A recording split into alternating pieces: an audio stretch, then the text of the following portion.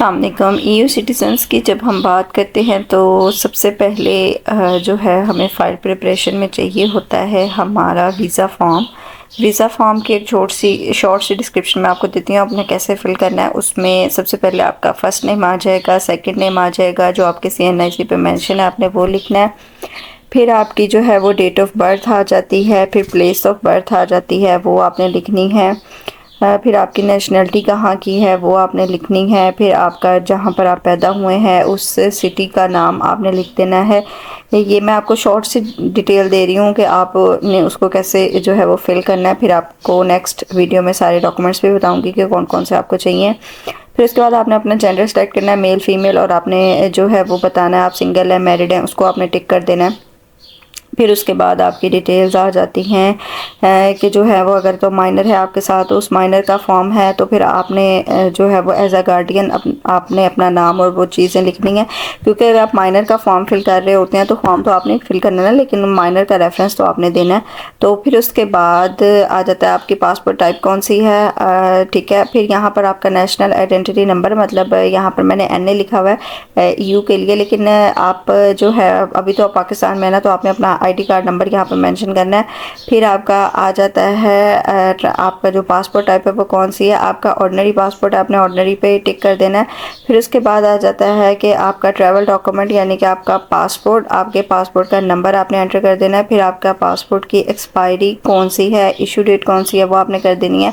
और आपको इशू किसने किया, सारी बात है गवर्नमेंट ऑफ पाकिस्तान ने किया, तो आप यही मेंशन करेंगे। फिर उसके ऊपर आ जाता है कि आपकी ईमेल ID और आपका करंट एड्रेस जो है वो आ जाएगा।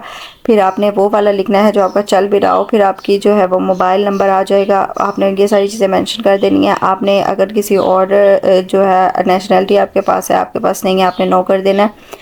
फिर उसके बाद आ जाता है जी, आपने यहाँ पर मेंशन करना है ऑर्गेनाइजेशन आप कहाँ पे काम करते थे। हम काम नहीं करते, हम इसको छोड़ देंगे। फिर उसके बाद आपका नीचे डिटेल्स उसके पूछ लेते हैं, अगर स्टूडेंट है तो उन्होंने लिखनी होती है, लेकिन हम फैमिली के लिए फिल कर रहे हैं तो हम इसको छोड़ देंगे। फिर उसके ऊपर आ जाता है कि आपका वीज़ा टाइप कौन सी है, विजिटिंग फैमिली फ्रेंड्स है, आपने उसको टिक कर देना है।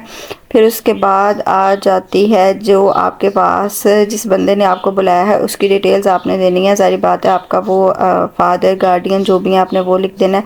फिर आपके आ जाता है डेस्टिनेशन, आपने डेस्टिनेशन अपने हिसाब से लिखनी है, जहाँ पर आपका स्टे होगा आपने वहाँ पर आपकी मल्टीपल एंट्रीज़ होंगी, आपने मल्टीपल एंट्रीज़ पे टिक करना है। फिर आपका आ जाता है कितनी देर के लिए स्टे, आपने 365 करना है क्योंकि आपका लॉन्ग है।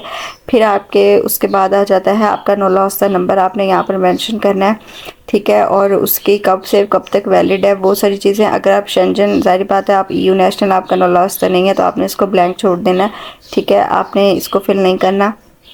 फिर इसके नीचे आ जाता है कॉन्टेक्टिंग पर्सन, जिस पर्सन ने आपको जो है बुलाया है, आपके फादर हैं, आपकी मदर हैं, आपके जो भी लीगल गार्डियन है, उसकी डिटेल्स वगैरह आपने नाम, उसका जो है वो ईमेल एड्रेस वगैरह मेंशन कर देना है।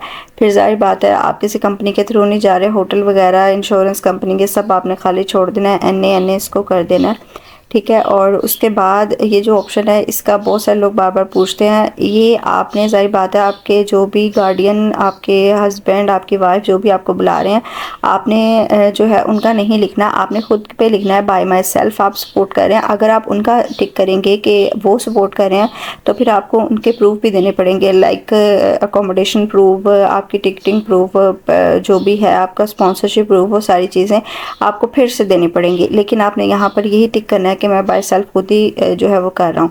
फिर यहाँ पर आपने जो है सिग्नेचर वगैरह वो सारी चीज़ें करनी है। ये फॉर्म हो गया। इसके बाद आपका जो है वो जब आप वहाँ पर अपने डॉक्यूमेंट सबमिट करवा देते हैं लीगलाइज हुए हुए, तो आपको वो मैट्रिमोनियो देते हैं जिसको मैरिज सर्टिफिकेट कहता है, वो चाहिए होता है। उसके बाद आपको अपना CNIC, आपको जिसने बुलाया उसका CNIC, फिर आपके पास उनका इटालियन पासपोर्ट होना चाहिए, अपना पासपोर्ट होना चाहिए, पिक्चर्स होनी चाहिए हैं, और फिर आपका जो है ये फॉर्म आपके पास फिल होना चाहिए सही। ये सारी चीज़ें जी है आपकी सारी मुकम्मल होनी चाहिए बिल्कुल। सबका जो आपके लीगलाइज हुए डॉक्यूमेंट है उसकी भी आपने कॉपीज़, 3 सेट ऑफ कॉपीज़ आपने उनकी भी करवा लेनी है, और ये सारी चीज़ें आपको चाहिए होती हैं। अब आप पूछेंगे जी अपॉइंटमेंट कैसे लेनी है। अपॉइंटमेंट का सेम सिनेरियो है, consulore.islamabad@theislamabad.it पर आपने ईमेल करनी है। ईमेल में आपने लिखना है dear sir ma'am, I am my name is Ayesha and I am आप जो भी लिख दे, requesting an appointment for my visa purpose, my father, my mother, my